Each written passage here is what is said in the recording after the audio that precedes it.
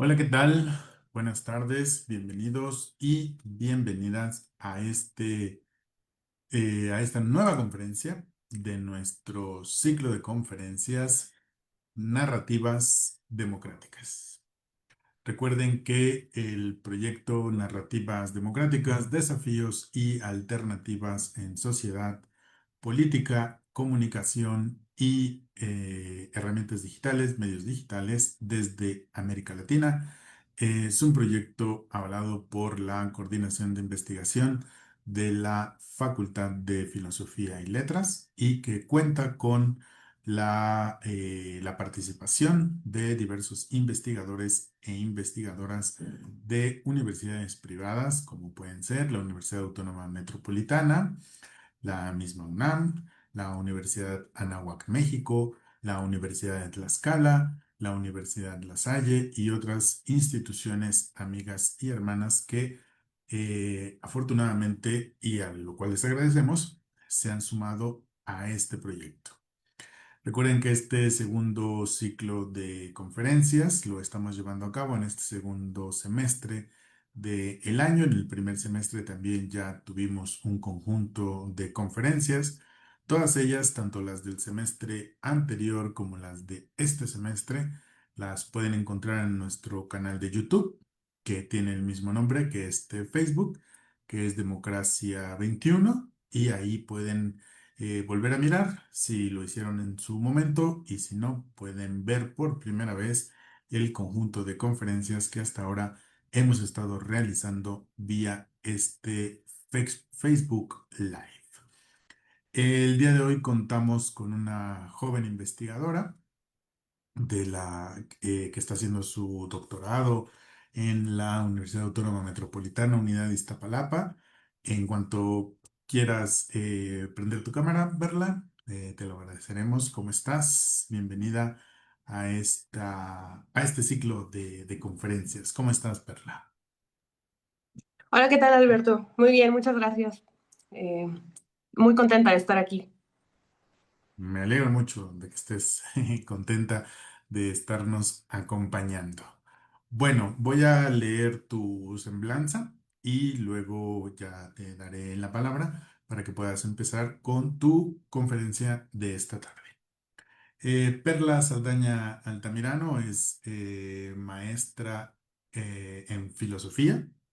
Actualmente es doctorante en la línea de Filosofía Moral y Política de la Universidad Autónoma Metropolitana en la Unidad de Iztapalapa y también es licenciada en Filosofía por la Universidad Nacional Autónoma de México. Sus investigaciones se han centrado en la discriminación y la opresión que enfrentan grupos históricamente vulnerados, como mujeres, personas indígenas, personas mayores y las personas con discapacidad, así como personas de la diversidad sexual. Su tesis de licenciatura fue premiada, felicidades Perla, fue premiada en el séptimo concurso de tesis sobre discriminación del COPRED, institución con la que ha colaborado en proyectos educativos y de sensibilización sobre el derecho a la no discriminación. Entre sus publicaciones destaca el artículo Una crítica a la violencia fundadora del Estado liberal desde Walter Benjamin, incluido en el libro Walter Benjamin hacia la crítica de la violencia, publicado por GEDISA y la UAM. Actualmente Perla está desarrollando una investigación histórico-conceptual sobre el prejuicio como fuente de discriminación. Y bueno, además de esto que acabo de leer, pues quiero mencionar a título personal que Perla es una excelente investigadora, una joven promesa de la filosofía y seguramente tendrá una participación muy destacada aquí con nosotros y a lo largo de sus investigaciones. Así que, Perla, pues muchas gracias por estar aquí con nosotros y sin más te doy la palabra para que comiences con tu presentación.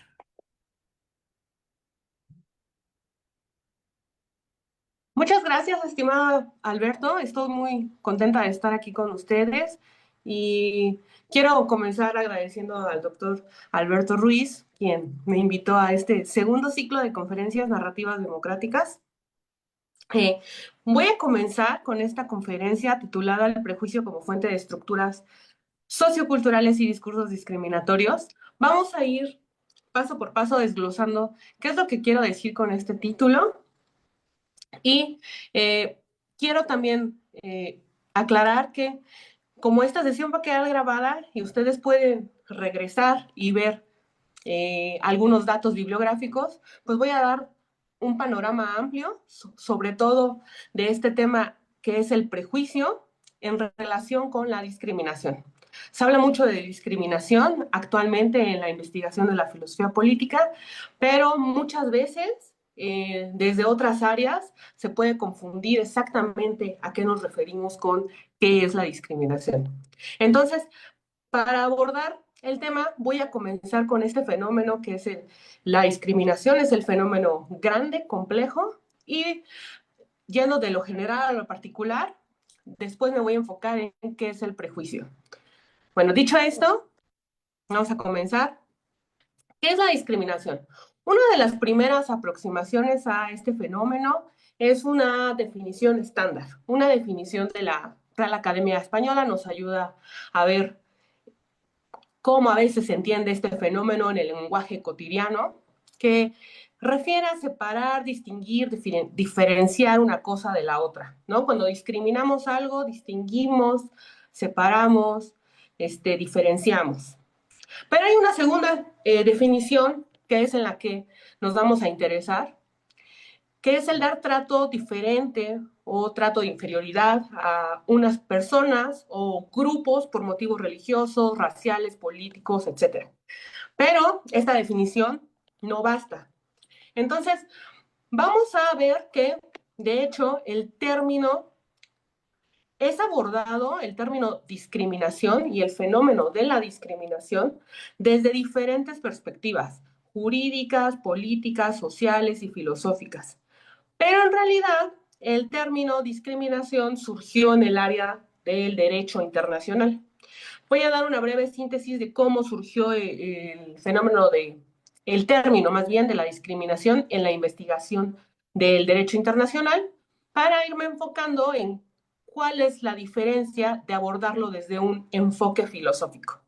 ¿Ok? Entonces, breve síntesis, ¿no? Una de las primeras cosas uno de los primeros hechos muy relevantes para uh, hablar por primera vez de discriminación fue la Declaración Universal de los Derechos Humanos.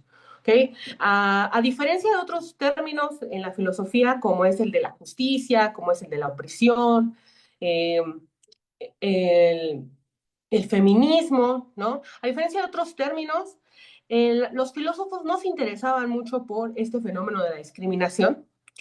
Por ejemplo, no tenemos a un Platón hablando de discriminación, no tenemos un Marx, no tenemos un Hegel hablando de discriminación. También, sobre todo, porque las estructuras sociales de su tiempo, de hecho, normalizaban muchos fenómenos discriminatorios, ¿no? Por ejemplo, sabemos que en la antigua Grecia clásica, las mujeres y personas con discapacidades eran subordinadas. Entonces, en la Declaración Universal de los Derechos Humanos, como aparato jurídico, quizás uno de los más importantes, nos dice por primera vez qué es la discriminación. Otros dos documentos muy importantes, y ahorita los vamos a ver y nos vamos a entrar en ellos, son los que surgieron de la Convención contra la Discriminación Racial y el que surge de la Convención sobre la Eliminación de todas las formas de discriminación contra la mujer de la ONU. ¿Ok? También en estos años hay diferentes sucesos muy importantes en Estados Unidos, por ejemplo, que que van a hacer que el mundo se interese por este fenómeno, que como es la inclusión de la población afroamericana en el ámbito de la educación, en el espacio civil, en los espacios públicos, discursos mencionados para incluir a la población afroamericana en la población estadounidense. Entonces, estos hechos van a marcar un antes y un después, ¿okay? En la investigación el derecho a la no discriminación. Por aquí también está marcado una fecha importante que es Rawls publica la teoría de la justicia. Ahorita vamos a hablar de ello un poco porque tiene que ver también con hablar de discriminación. Pero específicamente, ¿qué nos va a decir este documento de la Declaración Universal de los Derechos Humanos por primera vez acerca de la discriminación? Y es que nos dice el artículo 7, todas las personas son iguales ante la ley y tienen sin distinción derecho a igual protección de la ley, todos tienen derecho a igual protección contra toda discriminación que infrinja esta declaración y contra toda provocación a tal discriminación. ¿Okay? Entonces, si se dan cuenta, este artículo 7, nos va a decir, pues las personas sin distinción alguna tienen derecho a todos los derechos de la declaración, que recordemos es un documento muy importante porque marca los derechos básicos que toda persona debe tener, que es fundamentales. Y este artículo 7 marca como la llave a que toda persona sin distinción acceda a todos los derechos. ¿Okay? Bueno, por aquí van a estar pasando también en las diapositivas algunas pinturas acerca de injusticia, acerca de discriminación de este famoso pintor Rafael Cauduro, por ahí las van a estar observando, y que tiene todo que ver con este fenómeno histórico, como vamos a ver posteriormente. Entonces, otras dos definiciones muy importantes y que brevísimo las vamos a pasar, pero que son muy importantes, son las definiciones que, como había mencionado, surgen de las convenciones internacionales, una sobre la eliminación de todas las formas de discriminación racial y aquí específicamente nos van a definir qué es discriminación racial. ¿Okay? Por primera vez se van a interesar un aparato jurídico internacional en definir qué es la discriminación racial. Entonces va a denotar toda distinción, exclusión, restricción o preferencia basada en motivos de raza, color, linaje u origen nacional o étnico que tenga por objeto o resultado anular o menoscabar el reconocimiento, goce o ejercicio en condiciones de igualdad de los derechos humanos y libertades fundamentales en la esfera política, económica, social, cultural o cualquier otra esfera de la vida pública. ¿Ok? La leo porque es importante ver que también esta definición nos está diciendo discriminación racial va a denotar cuando se excluye de todos los derechos, ¿no? Por razones de raza, color o linaje. Y lo mismo sucede con la definición que nos da la Convención sobre la Eliminación de todas las formas de discriminación contra la mujer, ¿no? Nos dice discriminación contra la mujer es cuando, por ser mujer, se te niegan los derechos, los 30 derechos de la Declaración Universal de la ONU, ¿no? Sin una justificación, sino solo por el hecho de ser mujer. ¿Ok? Entonces, esto para decir que el término discriminación como tal nace en el ámbito jurídico. Y bueno, ¿cuándo es cuando los filósofos políticos nos interesamos en este tema de la discriminación, que de hecho es muy relevante para las democracias contemporáneas? Algo muy importante como dato relevante es que en México pues, se han hecho varias cosas para proteger el derecho a la no discriminación.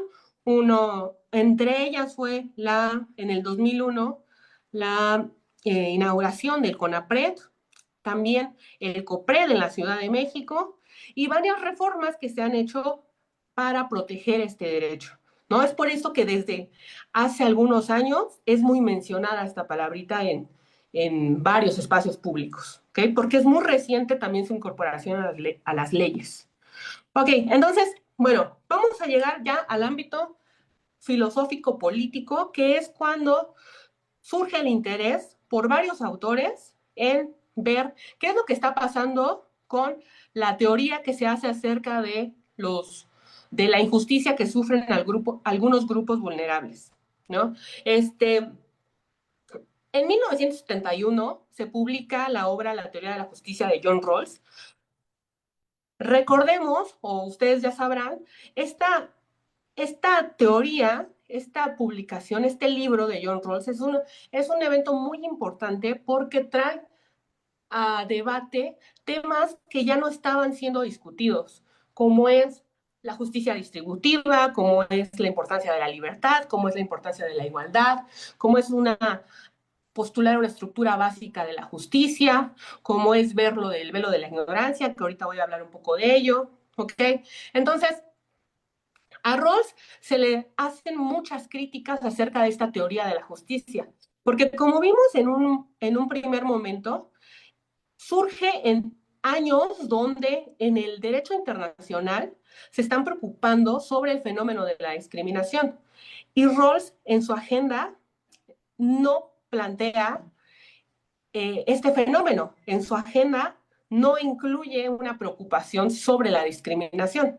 No habla sobre este fenómeno. Entonces, esto va a ser relevante. ¿Por qué no lo hace?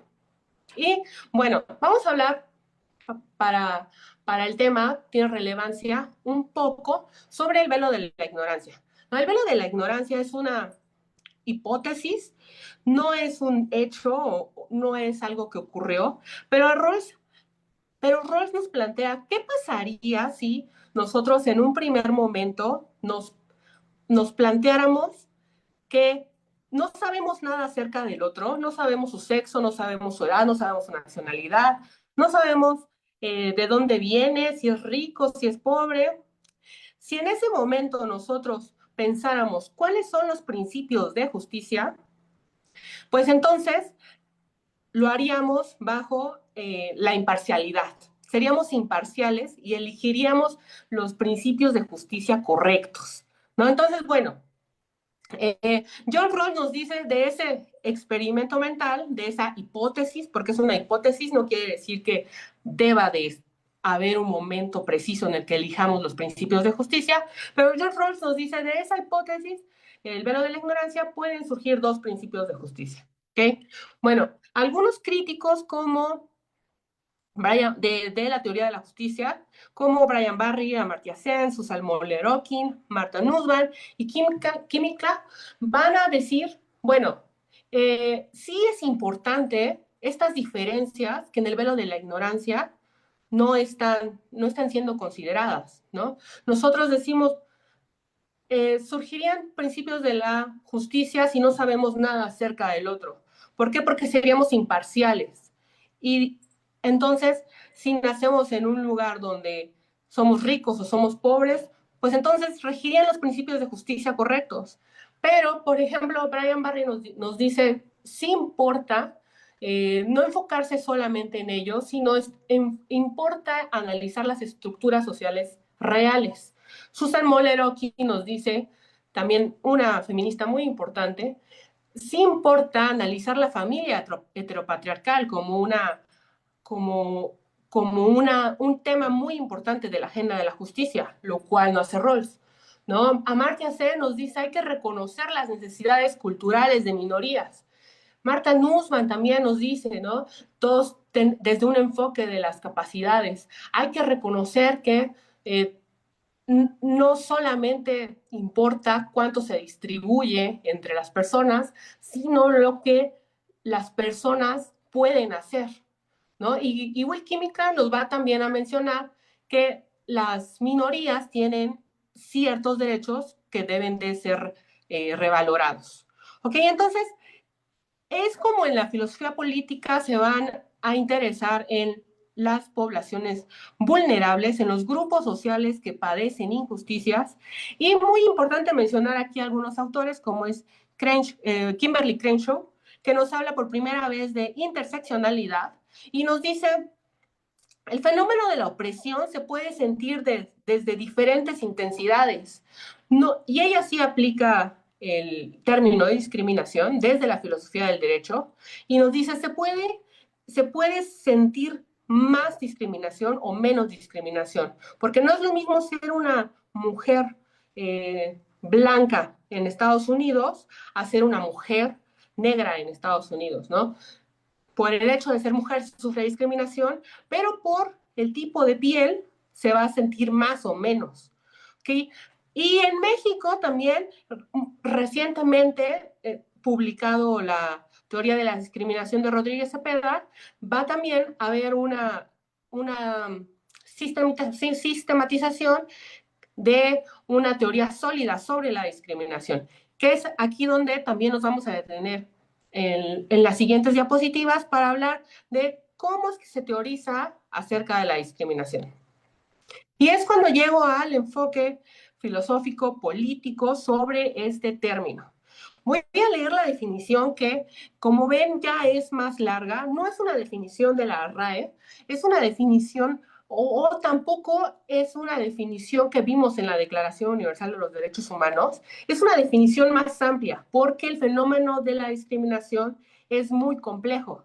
¿Y por qué es importante una buena definición de la discriminación? Porque precisamente nos va a desglosar en qué consiste el daño que algunos grupos, como son las mujeres, como es la población LGBT, como es la población afroamericana, las personas con discapacidades, las mujeres, están padeciendo. Entonces, la definición es de Rodríguez Cepeda, un investigador de la Universidad Autónoma Metropolitana, y nos dice así: la discriminación es una conducta culturalmente fundada y socialmente extendida de desprecio contra una persona o grupo de personas sobre la base de prejuicios o estigmas relacionados con una desventaja inmerecida y que tienen por efecto intencional o no anular o limitar tanto sus derechos, libertades fundamentales, como su acceso a las oportunidades socialmente relevantes de su contexto social.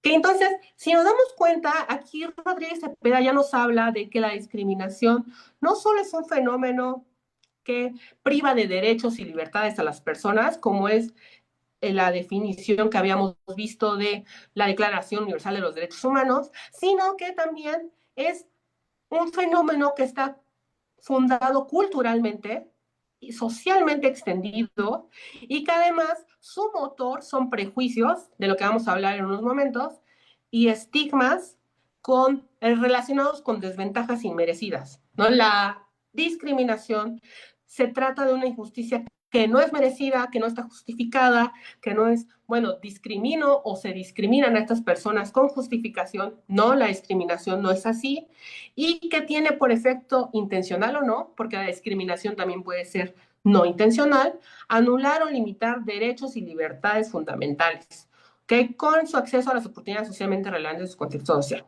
Ok, entonces aquí me voy a sobre todo enfocar en los estigmas y prejuicios que son el motor cultural de este fenómeno.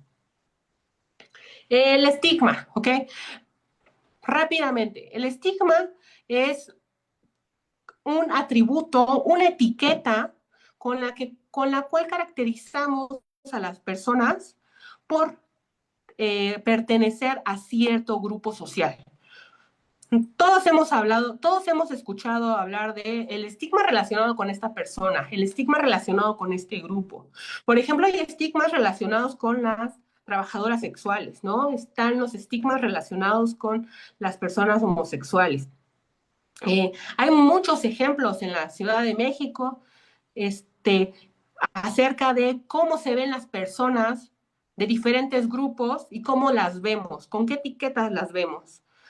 Y prejuicio va a ser una actitud de aversión, hostilidad hacia cierta persona que pertenece a un grupo social, ¿no? Pues por tener la pertenencia a ese grupo social. Muy importante, ¿no? Que el prejuicio y el estigma están relacionados a las personas solo por pertenecer a tal grupo. Y aquí no me voy a adentrar mucho en la discusión acerca de qué es un grupo social, pero sí es importante especificar que los grupos sociales no se refieren a estos grupos como los clubes o asociaciones a los que nosotros ingresamos voluntariamente, sino a grupos a los que nosotros no elegimos pertenecer muchas veces, en los que nacemos y ya estamos ahí, o que en cierto momento de nuestra vida sí decidimos elegir tal grupo, pero que está formado por muchos hábitos,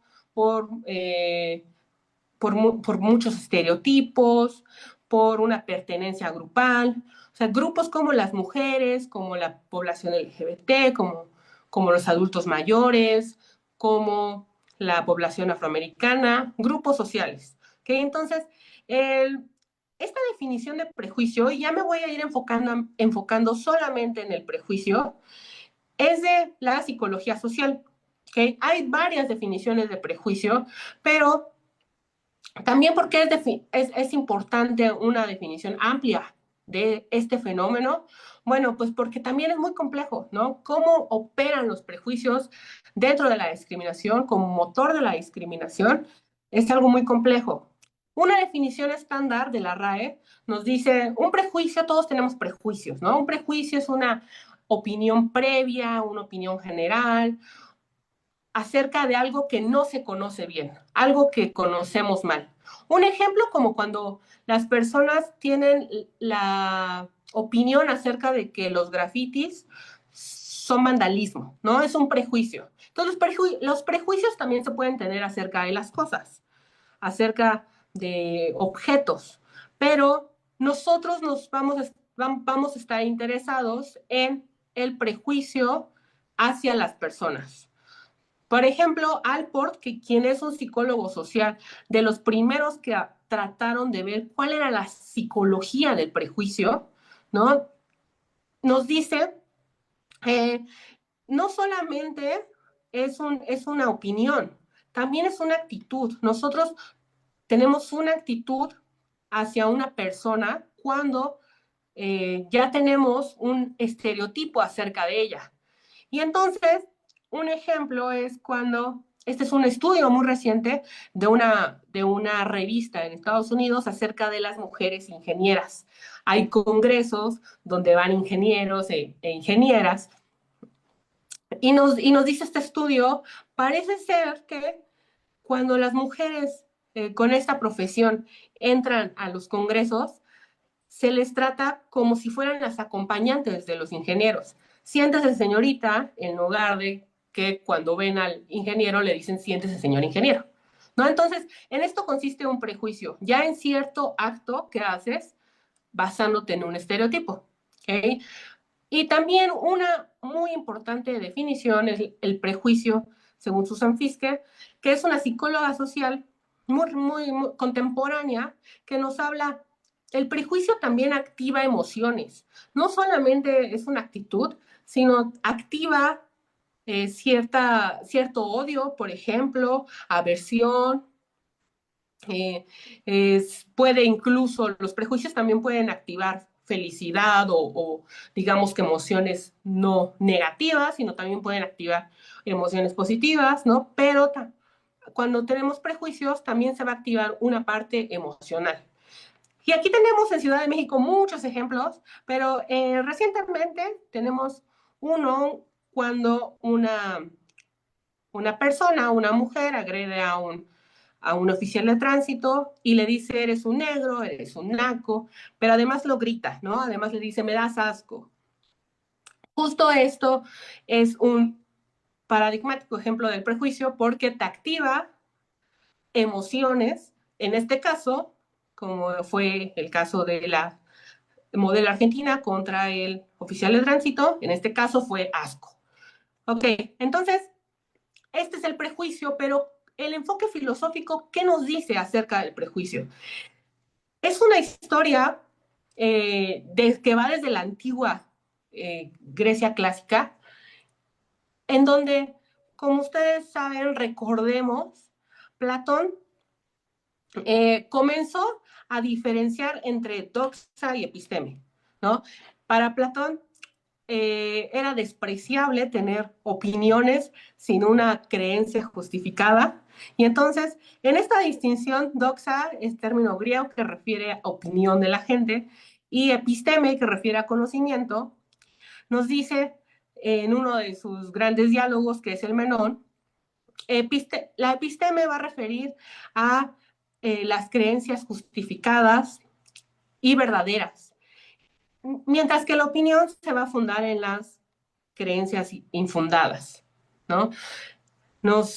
En el menú nos invita a recrear, da una metáfora acerca de que el conocimiento es como las estatuas de Dédalo. En la mitología griega, Dédalo hacía las estatuas de tal forma que cuando es lo que nos dice la mitología, parecía que se estaban moviendo las estatuas. Y Platón nos dice no, o sea, el conocimiento, así como las estatuas, para que sean estatuas tienen que estar fijas. Y el conocimiento, para que sea conocimiento, tiene que estar fijado, tiene que ser inamovible. tiene que estar justificado y ser verdadero. Pues a partir de Platón, a lo largo de toda la filosofía, pues se dio la tendencia, se dio esta, este amor por tener conocimiento verdadero y justificado, ¿no? Pero, y se despreció por muchos años, pues a la doxa, a las opiniones que no están justificadas. Pero no todos los filósofos, curiosamente, no todos los filósofos rechazaron esta, no rechazaron la doxa o rechazaron un conocimiento injustificado. Voy a hablar de dos filósofos que nos van a invitar a repensar el prejuicio, que nos van a invitar a ver una connotación no negativa del prejuicio, y estos son Edmund Burke y Gadamer. ¿Okay? Edmund Burke es un filósofo político inglés que va a publicar sus reflexiones sobre la Revolución Francesa, en el contexto de la Revolución Francesa, ¿no? Y que va a decirnos, el prejuicio no tiene una connotación siempre negativa. De hecho, todo lo contrario. Burke es un filósofo que también es considerado un fundador del conservadurismo y nos dice, la Revolución Francesa representa un momento de inestabilidad política, representa anarquía, representa caos, representa violencia. Y Burke, recordemos que la Revolución Francesa pues estaba tratando de eliminar un sistema monárquico, la aristocracia y con ello varias tradiciones. Y Burke nos dice, el prejuicio nos invita a, eh, a tener orden y a tener estabilidad. El prejuicio lo que trae es un vehículo de tradiciones que ya han servido en algún tiempo. Es un vehículo de costumbres y de conocimiento ya heredado. Podemos aprender de los antepasados. Y el prejuicio nos va a ayudar a que en momentos de crisis política nosotros podamos reaccionar de manera rápida, sin repensar, sin partir de cero, y poder, por ejemplo, en este momento, fundar un sistema político, pero no desde cero. Entonces, Burke creía que los revolucionarios estaban equivocados al pensar que al quitar todo, al eliminar todo sistema, al eliminar toda tradición, se podía fundar un sistema político estable. Burke dice, no, tenemos que partir de lo ya conocido. Eso nos va a ayudar. Que entonces esto desde un lado político y desde un lado epistémico, George Gadamer, quien es también un filósofo muy importante en el área de la hermenéutica, nos va a invitar a redefinir también el concepto de prejuicio desde un lado positivo. Para él era muy importante pensar que las cosas a nuestro entorno, objetos, personas, todo a nuestro alrededor, tenía que ser interpretado, pero no desde cero. Tenemos que tener un horizonte de comprensión para Gadamer. Y Gadamer, sobre todo, nos dice, este prejuicio de la ilustración, dice, prejuicio hacia el prejuicio de la ilustración, está equivocado. Los filósofos de la ilustración, recordemos también, rechazan mucho las ideas no fundamentadas, las ideas no justificadas. Para traer un ejemplo, Descartes, quien fue uno de los que trataron de obtener certezas absolutas y de fundar el edificio de la ciencia, en una de sus frases emblemáticas nos dice, los sentidos nos llegan a engañar, los sentidos nos pueden engañar. Entonces, ¿por qué voy a creer en algo que ya me ha engañado alguna vez? Es una frase muy icónica de Descartes y que justo nos invita a pensar que el prejuicio justo no está para nada involucrado en el proyecto de la ilustración, en el proyecto de la modernidad para fundar una ciencia. Sobre todo porque estaban tratando de eliminar creencias religiosas y tradiciones que impedían el avance de una ciencia. Entonces, Gadamer nos invita a pensar que no todos los prejuicios van en contra de un conocimiento, no todos los prejuicios van en contra de la comprensión de nosotros mismos, del mundo. Y es por eso que él va a entender prejuicio desde su versión, desde su vocablo, desde su traducción en latín, que es prae antes, y iuctem, juicio, que significa juicio previo, ¿no? Nosotros podemos juzgar antes a una cosa, a un objeto, a una persona, y este conocimiento nos va a servir a entenderlo. Y este conocimiento, aunque no sea pensado, analizado, nos va a llevar a una comprensión acerca de nuestro mundo. Nuestro mundo se puede entender también a partir de la historia. Y los prejuicios nos ayudan a comprenderlo porque traen historia, traen tradición. Entonces es la segunda versión positiva del prejuicio acerca de cómo nos ayuda a entender el mundo. La primera de Burke desde el lado político, la segunda de Gadamer desde el lado epistémico. Pero, ¿qué nos dice el enfoque filosófico político del prejuicio? O sea, no todo el prejuicio nos ayuda a tener una mejor comprensión del mundo. De hecho, algunos nos sesga nuestro mundo. Y es lo que vamos a ver ya en esta última parte de la conferencia. Hemos visto cómo surge el término discriminación en el ámbito jurídico, cómo es que este tema en el ámbito filosófico es abordado, cómo es que la discriminación tiene dos motores, que es el estigma y el prejuicio, o sea, dos fenómenos que acontecen en la psicología social que impulsan el fenómeno de la discriminación. ¿Cómo es que el prejuicio en la historia de la filosofía ha sido visto, ha sido comprendido, investigado, analizado? Pero en esta parte vamos a ver que el prejuicio no precisamente es una, no precisamente podemos tener una connotación del todo positiva del prejuicio, sino que también hay una parte en la que el prejuicio es vehículo de un fenómeno más complejo que es la opresión. Ok, voy a hacer una breve introducción a este fenómeno, cómo lo definió la filósofa Iris Marion Young.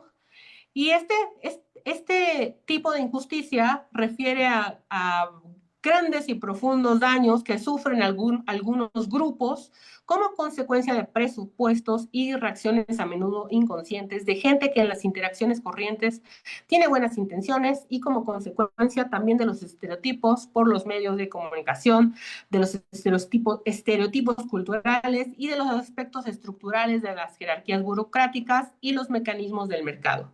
En síntesis, como procesos normales de la vida cotidiana. Alice Marion Young nos habla de una violencia estructural que sufren grupos sociales vulnerables y en particular nos va a hablar de 5 formas de opresión, pero yo nada más me voy a enfocar en esta, que es el imperialismo cultural, y nos dice los estereotipos confinan a las personas. Los estereotipos marcan, dan etiquetas a las personas, a través de los cuales las personas se comprenden, se entienden. Los estereotipos se pueden internalizar. Y hablo acerca de este fenómeno como cuando vemos que las mujeres o la población LGBT o los migrantes interiorizan estereotipos a su alrededor y los conflictúan en su identidad. Eso es parte de la opresión. Entonces, el prejuicio, ay, perdón, me adelanté mucho, el prejuicio va a crear, si lo entendemos desde el imperialismo cultural, el prejuicio va a crear la internalización de los estereotipos. No es conocimiento solo heredado, sino también es conocimiento que, eh, eh, que está impuesto a las personas, el cual se aprende no porque las personas oprimidas o las personas discriminadas quieran, sino porque está en su medio y así se comprenden, ¿no? La mujer que es estereotipada por vestirse de tal forma, la persona homosexual que es estereotipado por sus ideas, los adultos mayores que son vistos con ciertas etiquetas, todos ellos internalizan este conocimiento que está a su alrededor y se comprenden a través de este conocimiento. Y no es porque lo hayan elegido, ¿no? Y no es porque analicen este conocimiento y aprendan de este, sino solamente está ahí, oprimiéndolos. Entonces, vamos a llegar a la parte final de esta conferencia, en cómo también el prejuicio se puede dar a través del lenguaje, ¿no? Que el lenguaje puede ser un vehículo, de hecho, y lo es, de los prejuicios. Filósofos como Christopher Home nos han hablado acerca de que ellos los llaman epítetos raciales, palabras como nigar o en chink en Estados Unidos o en México como indio, naco, negro, y etcétera que se nos puedan ocurrir para las mujeres, zorra. Todos estos términos son vehículo no solamente de insultos, no solamente de ofensas, sino de este fenómeno que ya hemos definido que ya hemos definido, eh, muy complejo, que es la discriminación, y que no solamente priva de derechos y libertades, sino que también afecta en las identidades y conocimiento propio de las personas. Christopher Home nos ayuda a ver cómo en los discursos podemos traer toda esta historia de tradiciones y costumbres que han discriminado a grupos vulnerables a través de los años. Entonces, aquí también manejo esta palabra de discursos, como Michel Foucault alguna vez lo mencionó. Los discursos van a establecer también cierta normalidad, cierta cotidianidad, cierta forma de ver las cosas. Y en esta normalidad y cotidianidad, las personas pueden ser oprimidas, discriminadas por el lenguaje eh, y cargar muchos prejuicios. Entonces, conclusiones. Hemos visto que el estudio del prejuicio desde la filosofía política nos amplía la noción habitual de juicio negativo infundado, ¿no? Hemos visto que el prejuicio no solamente tiene una connotación negativa, sino que de hecho también como nos invita Burke o como nos invita Gadamer a pensar, nos pueden ayudar a comprender nuestro entorno, nuestro mundo, nuestra historia.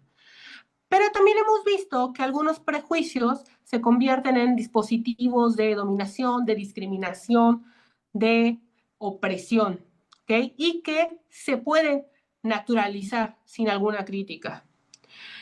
Tanto la dimensión hermenéutica como la historia nos permite comprender cómo se forman, cómo se legitiman y cómo se perpetúan los prejuicios, ¿no? También podemos ver que los prejuicios no solamente son ideas que se fundan en un momento particular, sino que vienen cargados ya de una historia, que vienen cargados de una cultura. Y también a las conclusiones que quiero llegar es que esta visión integral del prejuicio es clave para cuestionar narrativas de desigualdad y construir sociedades más justas, ¿no? Repensar el prejuicio, tanto en su connotación positiva, tanto con su connotación negativa, nos invita a ver cómo las sociedades pueden ser más justas y críticas con su propia historia. Bueno, muchísimas gracias. He concluido. Al contrario, Perla, muchísimas gracias a ti por esta conferencia bastante interesante, novedosa y bueno, como lo buscamos en este siglo de conferencias, pues que trate temas actuales, relevantes para la discusión, no solamente filosófica, sino también práctica de nuestros problemas sociales contemporáneos.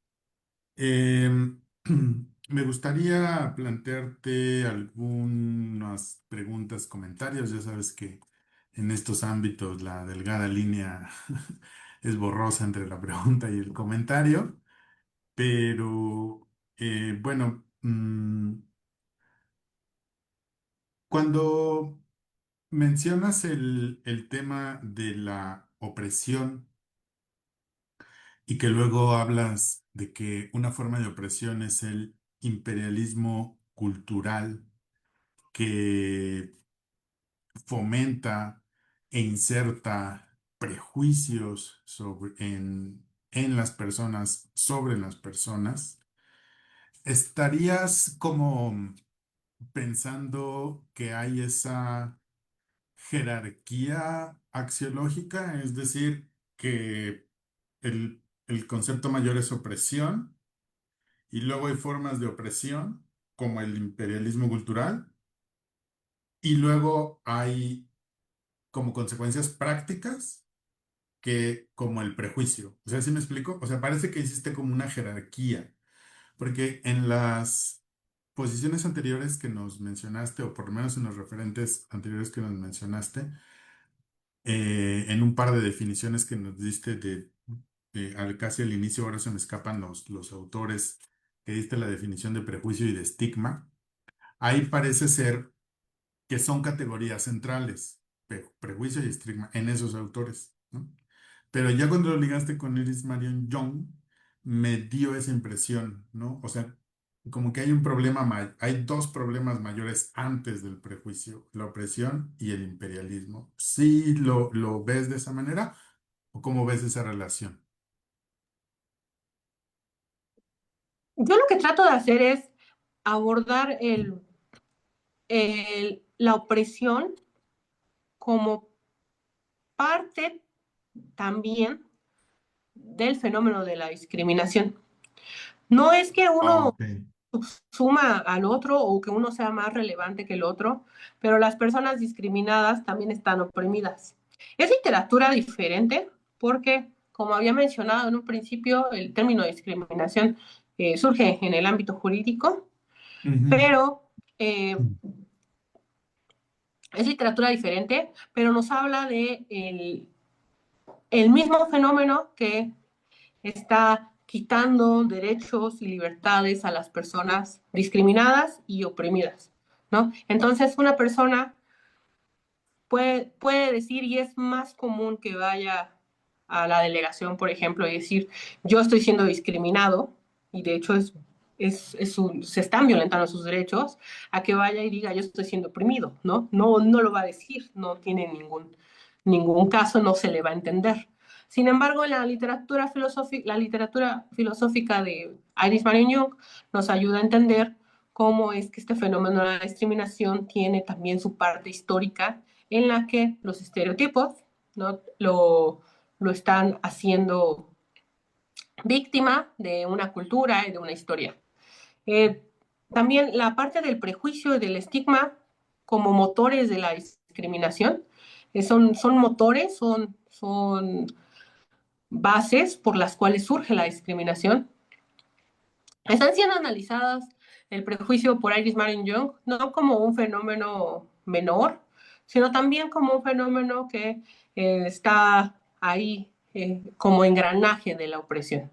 Entonces, no es que sea un fenómeno menor o no es que sea una jerarquía de fenómenos, sino que son motores. Son motores tanto, el estigma y el prejuicio son motores tanto de la discriminación, tanto de la opresión. No sé si me di a Vale. entender. Sí, sí, sí, completamente. Y también en este mismo sentido, como de aclararnos las relaciones conceptuales, eh, eh, también mencionas la palabra estereotipo. ¿Estereotipo es sinónimo de prejuicio? No, no, estereotipo no es sinónimo de Ah, prejuicio. ok. Eh, También ahí es un poco amplia la literatura que nos explica las diferencias entre estereotipo y prejuicio, pero desde la psicología social es, primero va la categorización de las cosas.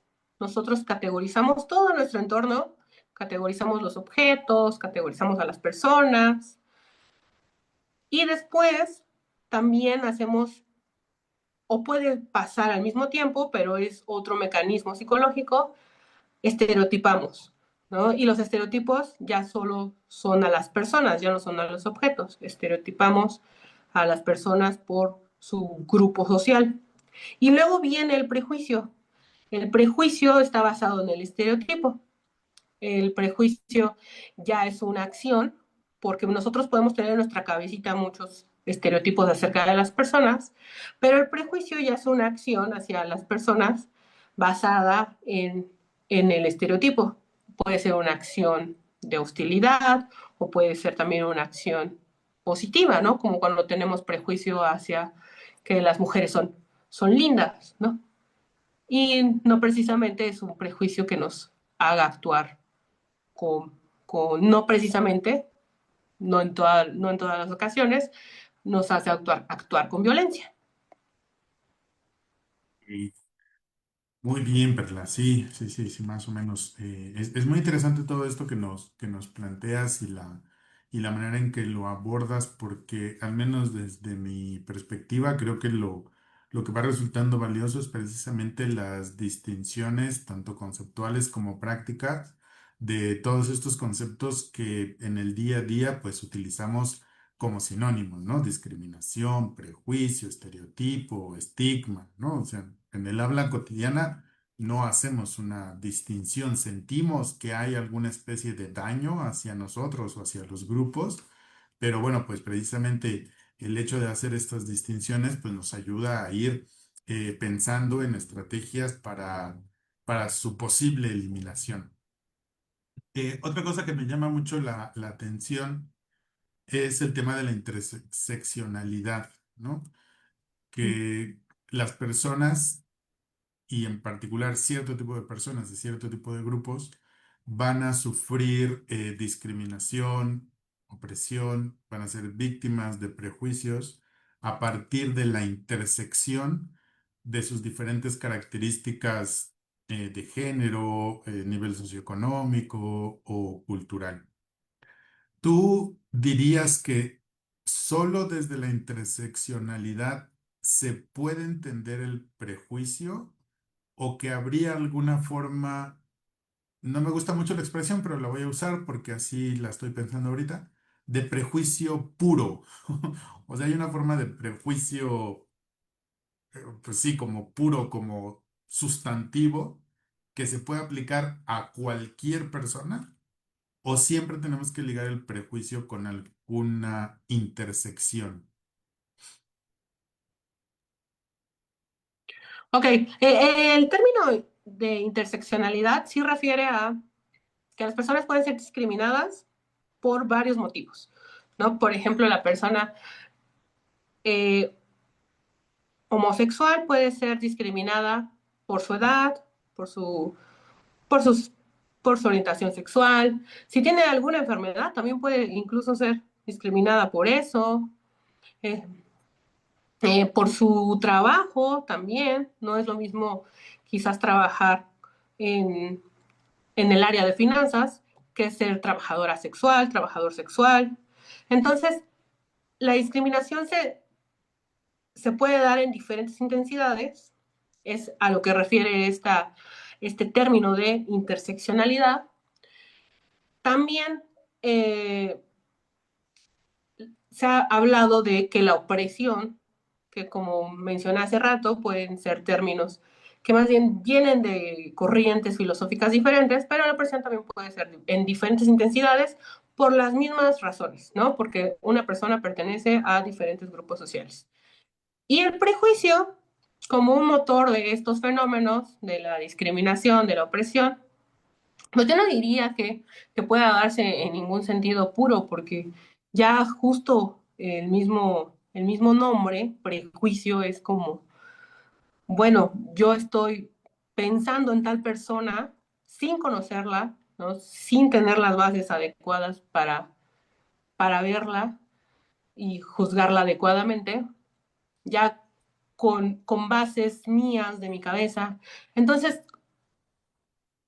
quizás como yo te entendí, un prejuicio puro podría ser, bueno, te estoy juzgando, pero no porque seas mujer, no porque seas persona con alguna discapacidad, no porque seas persona migrante, solamente te estoy juzgando, no sé, porque te estás vistiendo de cierta forma, ¿no? En ese sentido, el prejuicio no estaría cargado de estos estereotipos o de estas etiquetas sociales, ¿no? Y ha sido estudiado en la psicología social. Nosotros vemos a las personas también por su tipo de ropa, nos hacemos ciertas ideas, ¿no? Que si está vestida muy formal, pues nosotros podemos pensar, ahí es una persona bastante seria y bastante profesional. A que si la vemos vestida quizás con una playera polo, y decimos, quizás no es tan seria, ¿no? Sí le voy a hablar. Entonces, en ese sentido puede ser más puro el prejuicio porque no está cargado de discriminación o de ciertas etiquetas, ¿no? Pero no podría llamarse como tal un prejuicio en el sentido político, sino más bien solo una opinión infundada, porque no va cargado de ningún tipo de estigma social. ¿Qué- ¿A eso nos referimos? Sí, sí, sí, sí. Sí, muchas gracias por la ampliación. Eh, Finalmente te quiero plantear una pregunta que nos dejan aquí en nuestro Facebook de Jimena Portilla, a quien le agradecemos que nos esté viendo y que también comparta su comentario, su pregunta, y nos escribe, si es posible la internalización de estos dos motores, estigma y prejuicio, esto significa que personas de un mismo grupo social discriminan entre sí.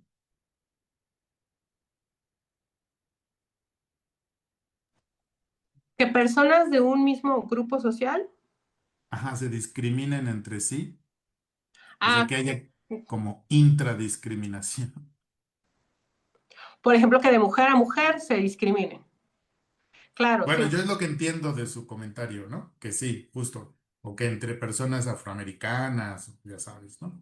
Sí, claro, también. Por ejemplo, Franz Fanon, eh, un filósofo y psicólogo que habla de la colonización, nos dice, el prejuicio se internaliza de tal manera en que tú mismo incluso te puedes oprimir a ti mismo, ¿no? Como cuando las mujeres piensan, todas las mujeres deberían de enfocarse a los quehaceres domésticos o todas las mujeres deberían de ser delicadas y no rudas. Entonces, las mujeres que realmente piensan esto, pues se oprimen a sí mismas, ¿no? Tratan de justo cumplir con este estándar. Y a sus pares también las juzgan por este mismo estereotipo, por este mismo estigma.